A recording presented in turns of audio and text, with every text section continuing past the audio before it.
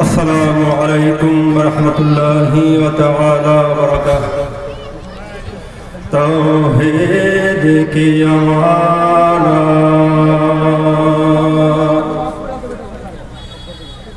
سینوں میں ہے ہمارا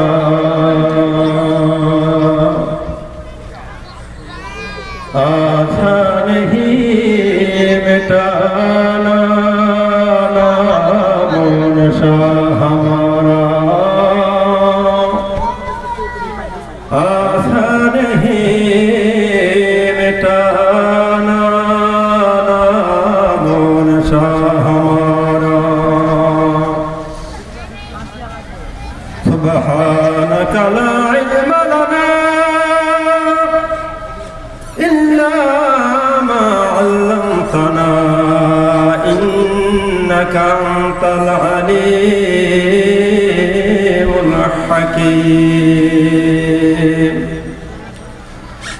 رب اشرح لي صدري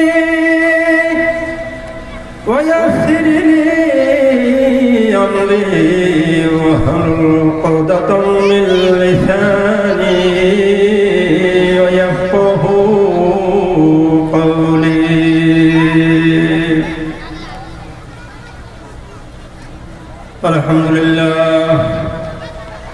الحمد لله وكفى سلام على عباد الله الذين اصطفى أما بعد فقد قال الله تعالى في كلامه المجيد والفرقانه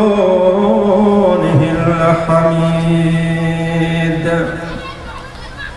أعوذ بالله من الشيطان الرجيم بسم الله الرحمن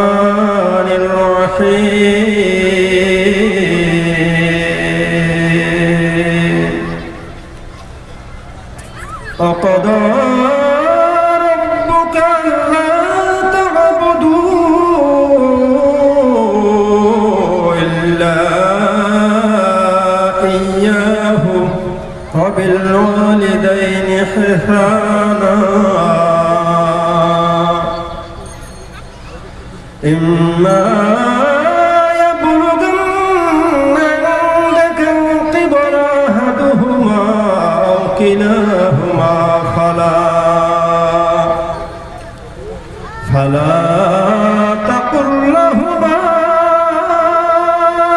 أف ولا تنحرهما وقل لهما قولا كريما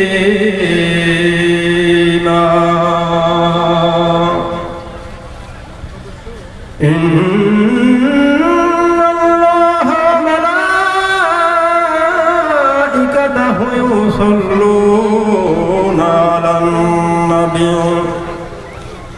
يا أيها الذين آمنوا صلوا عليه وسلموا تسليما اللهم صل على سيدنا مولانا محمد وعلى آل سيدنا مولانا محمد প্রাণ খুলে মহব্বতের সাথে সকলেই আওয়াজ করে একযোগে বলি আল্লাহুম্মা সাল্লি আলা সাইয়্যিদিনা মাওলানা মুহাম্মদ ওয়া আলা আলি সাইয়্যিদিনা মাওলানা মুহাম্মদ উড়ে যাও রে বাংলার হাওয়া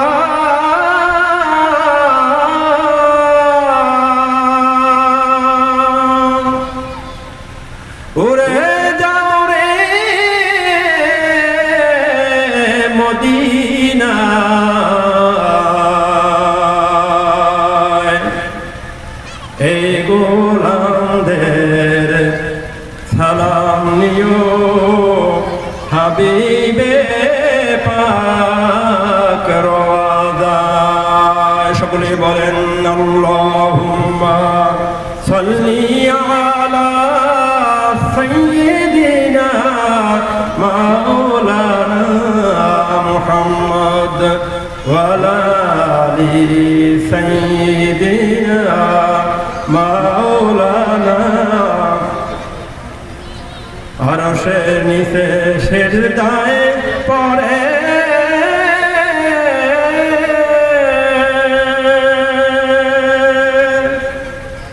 কাঁদেন নবী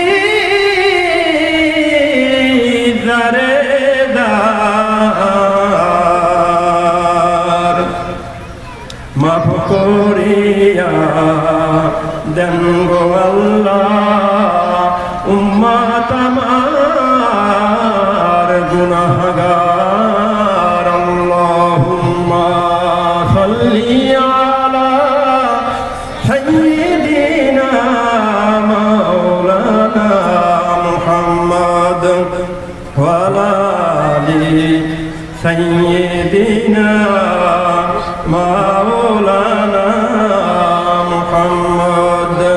বালাগাল উলা বিকামালিহি কাশাফাত তুজা বিজামালিহি হাসনাত জামিউ খিসালিহি সাল্লু আলাইহি ওয়া আলিহি। নেহি দো জাহাঁ মে মিসালে মুহাম্মদ জমালে আল্লাহ হ্যায় কামালে মুহাম্মদ। আওয়াজ করে বলি বালাগাল উলা বিকামালিহি কাশাফাত তুজা বিজামালিহি হাসনাত জামিউ খিসালিহি সাল্লু আলাইহি ওয়া আলিহি। আল্লাহুম্মা সাল্লি ওয়া সাল্লিম বারিক আলাইহি। সাদুল কোরআন হিফজ মাদ্রাসার উদ্যোগে তৃতীয় বার্ষিক ওয়াজ মাহফিলের সম্মানিত প্রধান অতিথি আলহাজ মুফতি হাবিবুর রহমান মিয়াজি, প্রধান বক্তা মোহাম্মদ ইসমাইল হোসেন বাসির বিবারিয়া, সম্মানিত সভাপতি সিরাজুল ইসলাম খান, প্রধান মেহমান জনাব আলহাজ মোহাম্মদ মুর্শিদুজ্জামান, বিশেষ অতিথি অত্র এলাকার স্বনামধন্য সকলের সুপরিচিত জনাব মোহাম্মদ মহিউদ্দিন সরকার মান্নান, বিশিষ্ট ব্যবসায়ী ও সমাজসেবক, উদ্বোধক আলহাজ মাওলানা আব্দুল্লাহ, ইমাম ও খতিব দুম্মাপাড়া জামে মসজিদ, পৃষ্ঠপোষকতায় জনাব আলহাজ মোহাম্মদ শাহজাহান।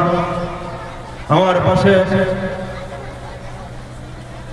বীর মুক্তিযোদ্ধা আব্দুল সাত্তার রহমানের চেয়ারম্যান মসজিদের সম্মানিত স্বামী ইমাম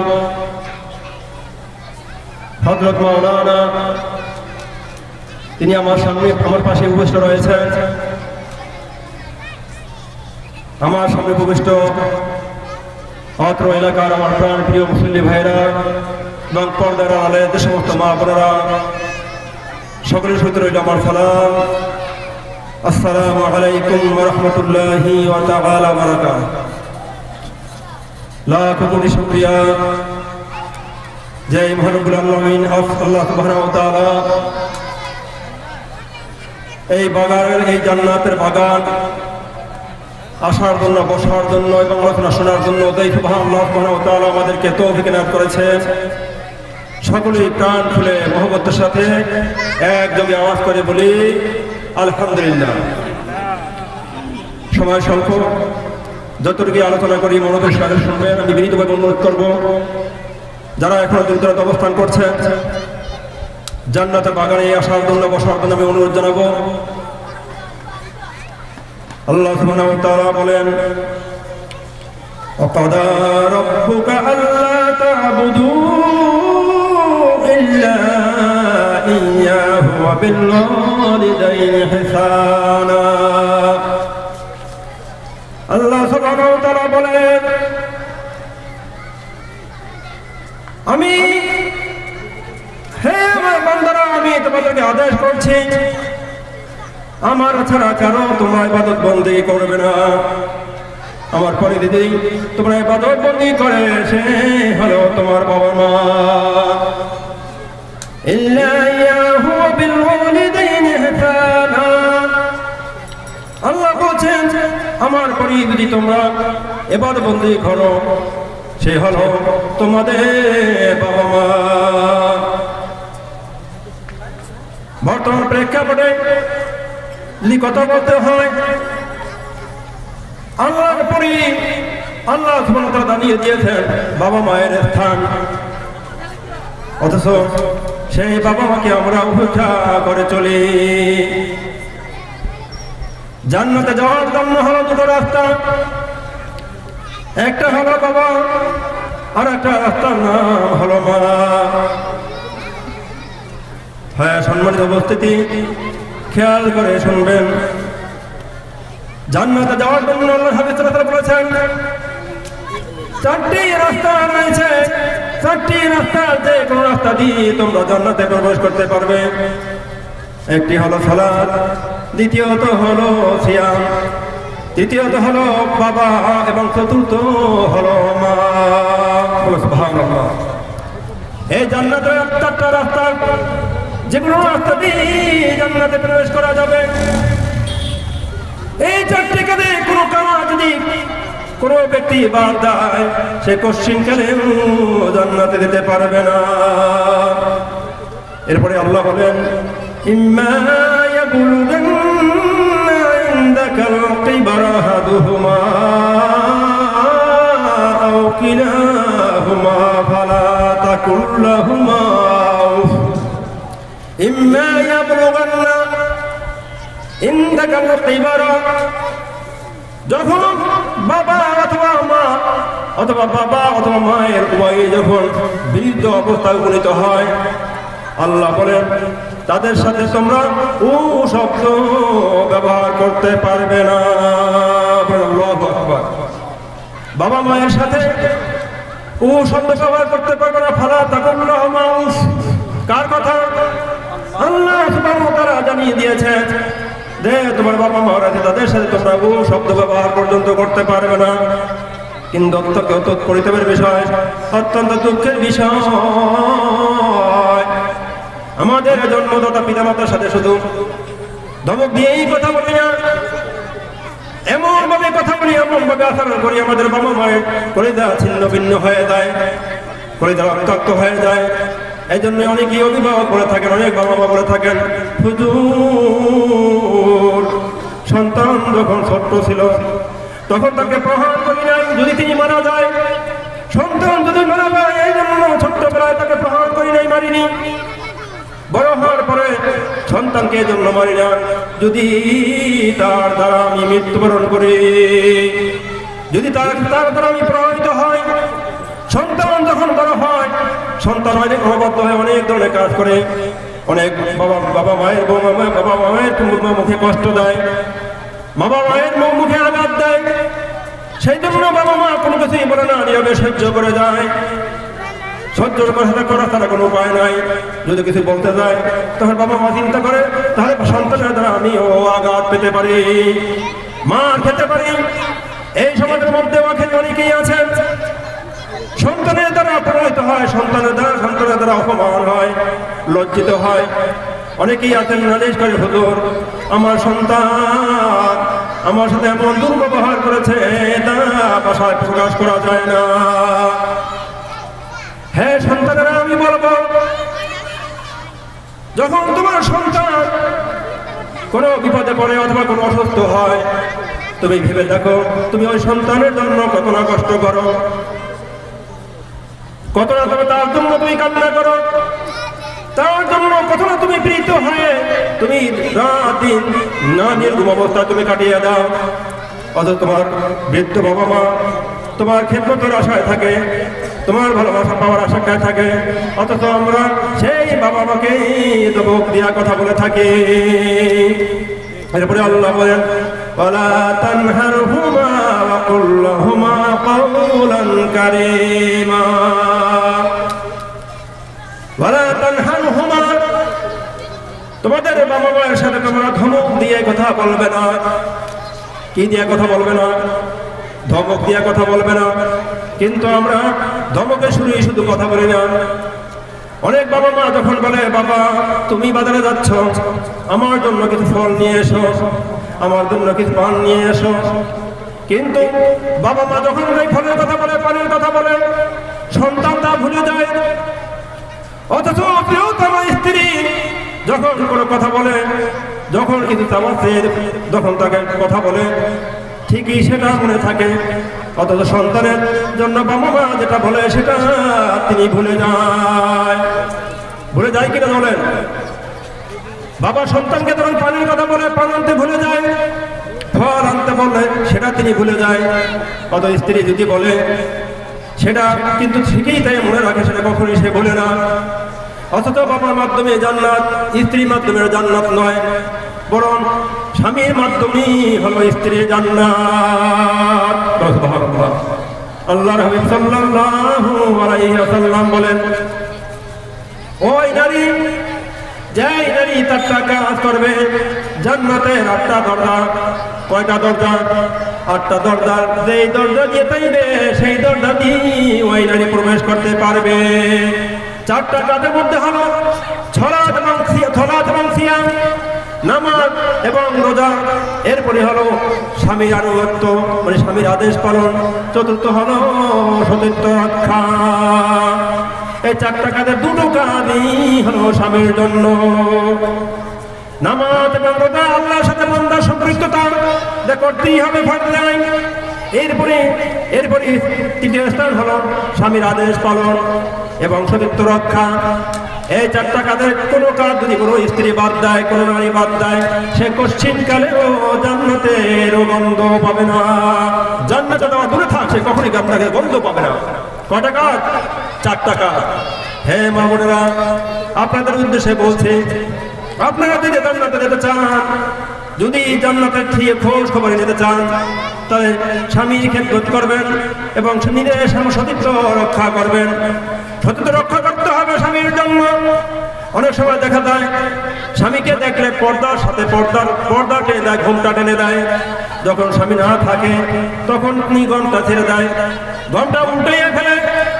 অথচ সে পর্দা করে না স্বামীর জন্য, অন্য স্বামীর জন্য পর্দা করে, অত স্বামীকে দেখায়। স্বামীর সামনে তো পর্দা করার প্রয়োজন নাই, পর্দা করতে হবে বেগানা পুরুষের সামনে। কিন্তু সমাজে নারীরা দেখা যায় তারা স্বামীর সামনে পর্দা করে, স্বামী যখন ঘর থেকে বেরিয়ে যায় তখন সে তার পর্দাকে ভুলে দেয়। ঠিক কিনা?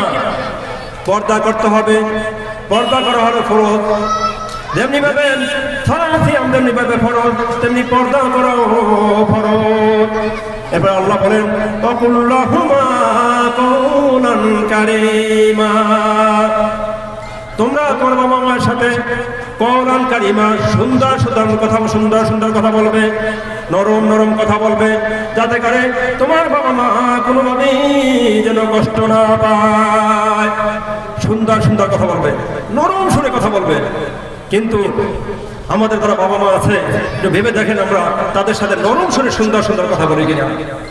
জান্নাতে যাওয়ার সকলেই আশা করি, কিন্তু জান্নাতের আশা করি সকলেই, কিন্তু জান্নাতে যাওয়ার কাজ করতে হবে। জান্নাতে যাওয়ার যদি কাজ না করি, কোশ্চিন কেন আমাদের জান্নাতে যেতে পারবো না। কি জান্নাতে যাওয়া যাবে? জান্নাতে যাওয়ার কাজ করলেই জান্নাতে যাওয়া যাবে, নতুবা কখনোই জান্নাতে যাওয়া যাবে না। এরপরে আল্লাহ বলেন, وخفض لهما جناح الذل من الرحمة وقل رب ارحمهما كما ربياني صغيرا। ওয়াকিফিদ লাহুম মাতানাহাদ দুল্লি মিনার রাহমা।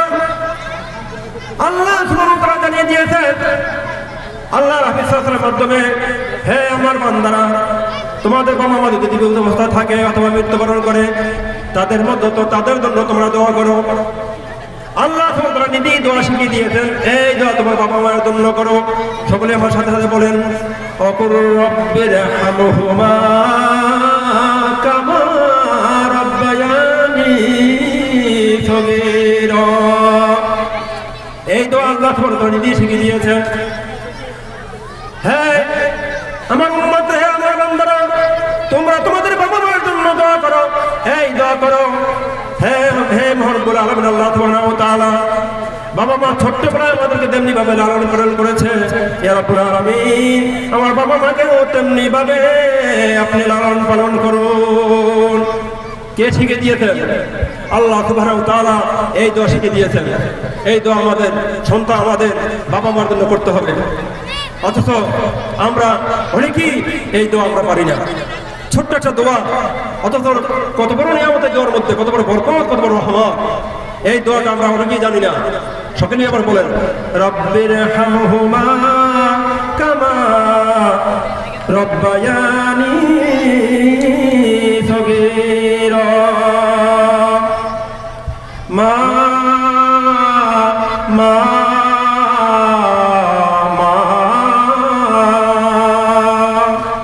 মাগো তোমার লয় না কেহ, পৃথিবীতে মায়ের মতো আপন কেহ নাই।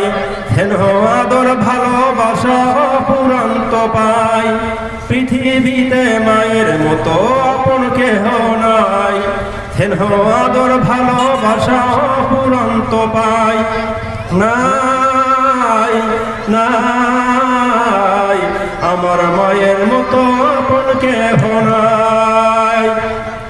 আমার মায়ের খুশি সদা দেখতে থাকে সাথে, আমায় খুশি দেখতে সদা থাকে মায়ের মন। মায়ের মতো এত আপন হয় না কোনো জন, আমায় খুশি দেখতে সদা থাকে মায়ের মন। মায়ের মতো এত আপন হয় না কোনো জন। আমার মায়ের কোলে মাথা,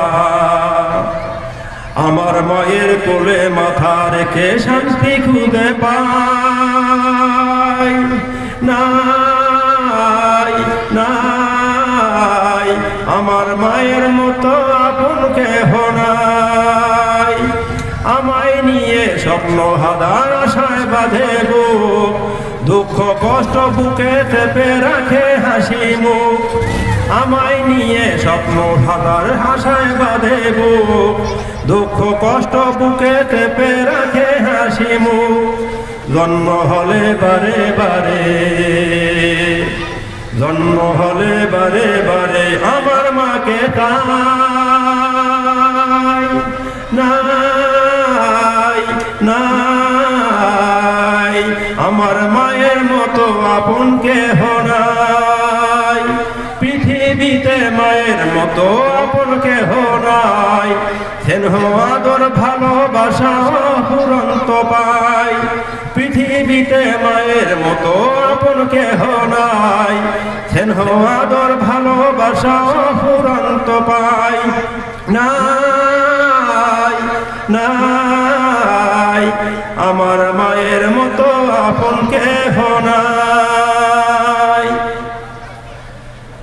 আল্লাহর হাবিব সাল্লাল্লাহু আলাইহি ওয়াসাল্লামের এক প্রিয় সাহাবী ছিলেন আলকামার।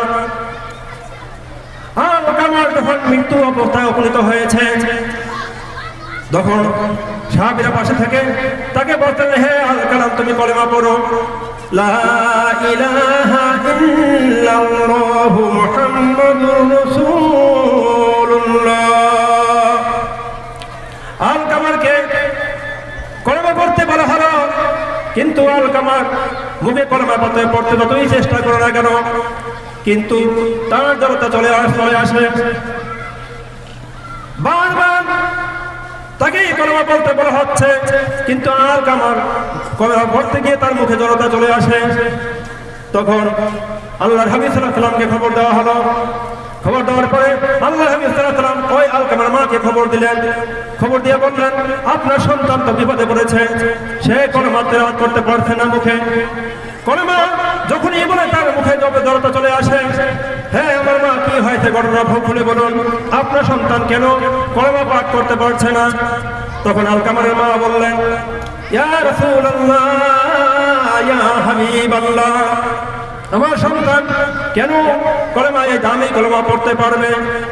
আমার সন্তান যখনই আমার সাথে ভালো আচরণ করতেন, ভালো আচরণ করতেন না, এবং তিনি স্ত্রীর কথা শুনতেন। আমি যেটা বলছি, আমি যেটা বলতাম তার উল্টাটা সে করতো। আমি যা বলতাম সেটা সে পালন করতো না। বউ যেটা বলতো সেটাই সে পালন করতো। আলকামারকে বলা হলো, হ্যাঁ আমার প্রিয় সাহাবীরা, তোমরা কাঠ নিয়ে আসো, এই আমার আলকামারকে আমরা আগুনে পুড়িয়ে মেরে ফেলবো। আল্লাহ হাবিব সাল্লাল্লাহু আলাইহি ওয়াসাল্লাম সাহাবীদেরকে আদেশ করেছেন। যখনই আলকামারকে আগুনে পোড়ার জন্য কাঠ সংগ্রহ করতে যাচ্ছিল, তখন আলকামারের মা বলল, ইয়া রাসূলুল্লাহ, ইয়া হাবিবাল্লাহ, আমার সন্তান আলকামার রয়েছে যে তিনি যে কালেমা পাঠ করতে পারে না, মুখে জড়তা চলে আসছে। ইয়া রাসূলুল্লাহ, ইয়া হাবিবাল্লাহ, আমার সন্তানকে আমি সম্পূর্ণভাবে মাফ করে দিলাম। মা যখন মাফ করে দিয়েছেন, সাথে সাথে আলকামারের মুখে জড়তা চলে গেছে। জড়তা চলে যাওয়ার পরে তিনি সাথে সাথে মুখে চলে এসেছে, লা ইলাহা ইল্লাল্লাহু মুহাম্মাদুর রাসূলুল্লাহ। মায়ের দোয়া, বাবা মায়ের দোয়া এমন, আল্লাহ হাবিব সাল্লাল্লাহু আলাইহি ওয়াসাল্লাম বাবার থেকে মায়ের হক 3 গুণ কথা বলেছেন।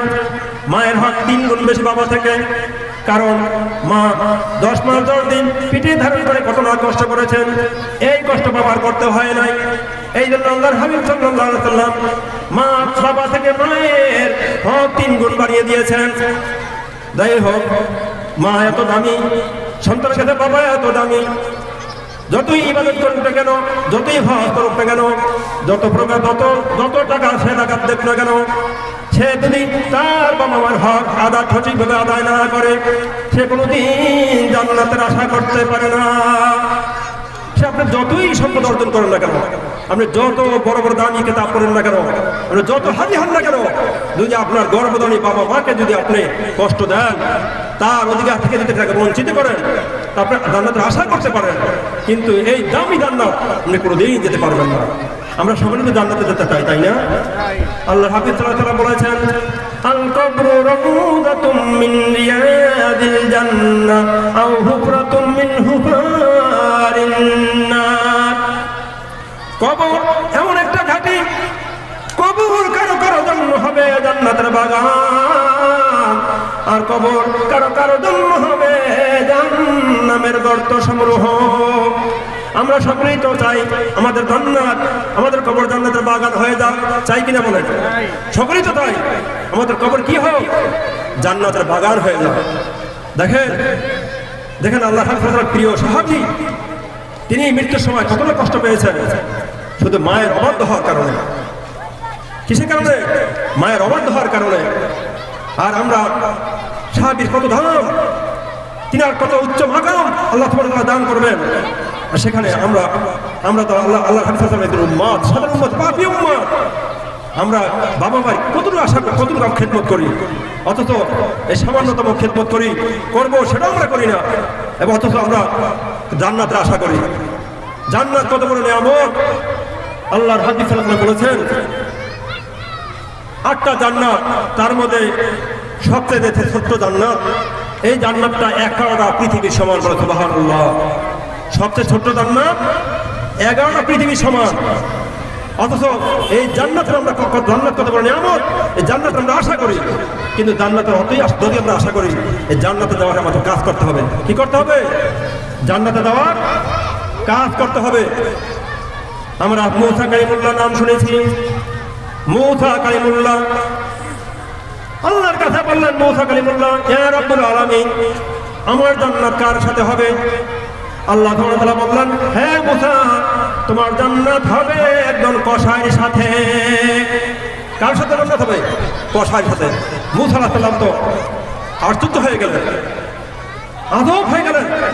তিনি ভাবলেন, চিন্তা করলেন, আমি একজন নবী, আমি একদম পয়গম্বর, অথচ আমার জান্নাত হবে একদম কসাইয়ের সাথে।